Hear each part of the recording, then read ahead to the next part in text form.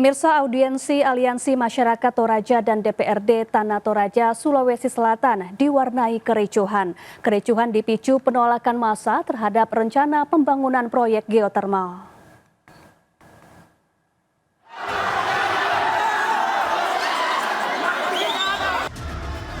Unjuk rasa Aliansi Masyarakat Toraja tolak proyek geotermal diwarnai kericuhan.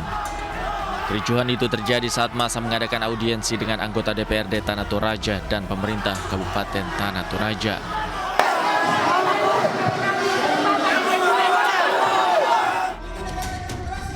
Tiba-tiba situasi memanas, bahkan Bupati Tanah Toraja nyaris diamuk oleh massa. Massa yang kecewa sontak mengepung Bupati Tanah Toraja.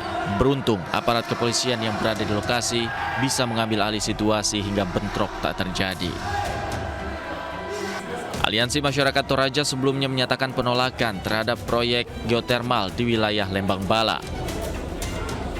Mereka menilai proyek tersebut berpotensi menimbulkan dampak negatif kepada lingkungan dan masyarakat sekitar. Selain persoalan bencana, massa juga menyinggung potensi dampak terhadap sumber air, lahan pertanian, serta kawasan hutan yang menjadi penopang ekonomi warga. Dari Tanah Toraja, Sulawesi Selatan, Jufri Tonapa, iNews melaporkan. Seorang ibu dan ayah di Medan, Sumatera Utara tak kuasa menahan air mata usai anak laki-laki pertamanya dituntut hukuman mati. Putra mereka dituduh atas kasus penyelundupan sabu seberat hampir 2 ton.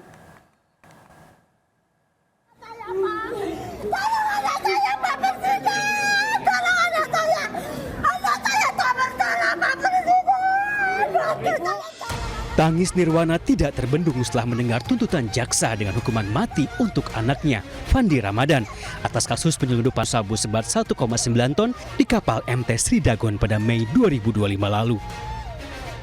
Bahkan di kediamannya di kawasan Kelurahan Belawan Bahari, Kecamatan Medan Belawan, Kota Medan, puluhan warga bersama-sama memberikan dukungan dan kesaksian bahwa Fandi Ramadan adalah pemuda yang baik. Sulaiman, ayah Fandi, hanya bisa memohon kepada Presiden Prabowo Subianto untuk kembali melihat kasus yang dialami anaknya. Ia mengatakan Fandi hanya seorang anak buah kapal yang bertugas di kamar mesin kapal dan baru bekerja 4 hari. Sebelumnya, Fandi Ramadan bersama 5 kru kapal Sea Dragon termasuk nahkoda kapal ditangkap BNN, TNI, Polri, dan Bea Cukai di perairan Tanjung Balai Karimun, Kepulauan Riau pada 21 Mei 2025 lalu.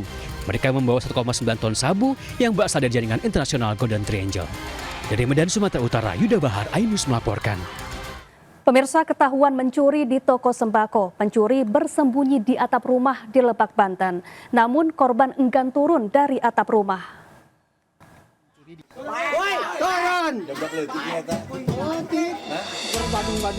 Seorang pria naik ke atap toko sembako setelah ketahuan mencuri di Kampung Koncang, Sumur Bandung, Cikulir, Lebak. Pelaku diteriaki warga namun tidak mau turun.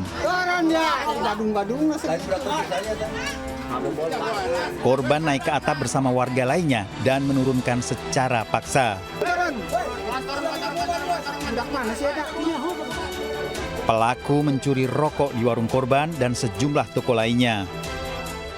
Udah sampai hampir 3 kali, jadi dia itu kayaknya dua hari sekali gitu ngambilnya waktu saat saya itu.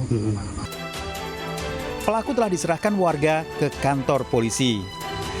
Dari Lebak, Banten, Iskandar Nasution, iNews melaporkan.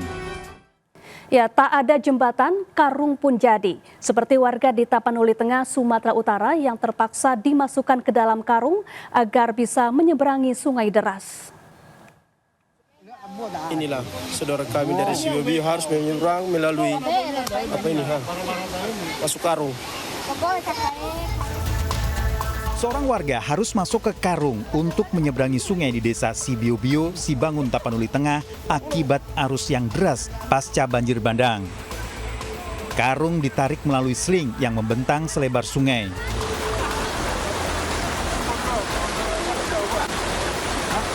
Sungai bertambah lebar setelah banjir kembali melanda. Sementara warga lain memilih menyeberang dengan susah payah di sungai yang jembatannya telah hilang pasca banjir bandang 26 November tahun lalu.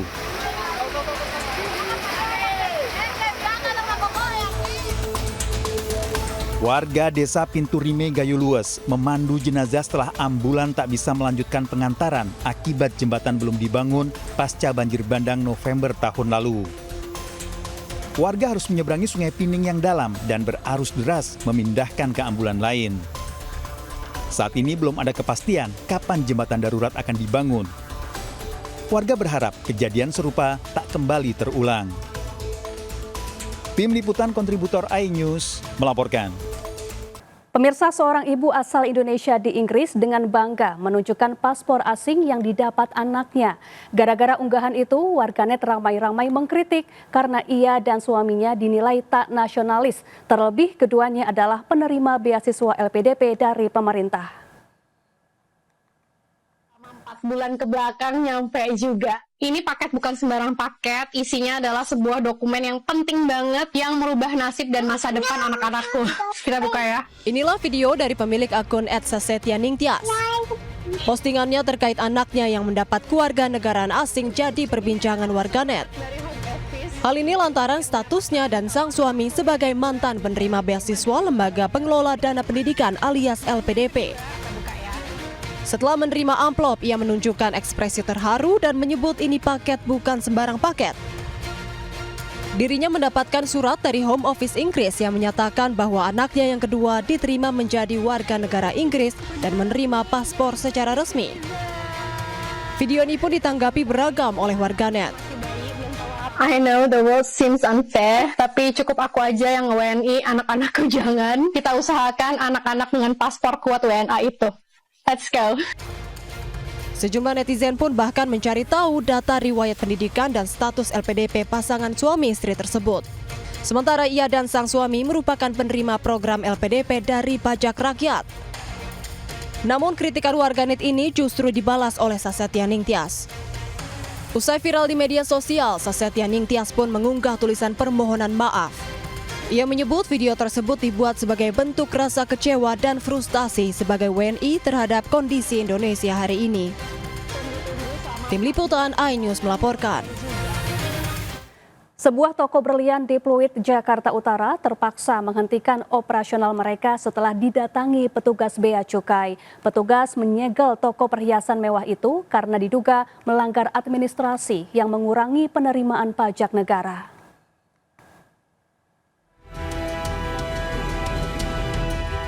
Petugas Bea dan Cukai mendatangi sebuah toko berlian di Pluit, Jakarta Utara dan langsung memasang garis pengaman pada outlet tersebut.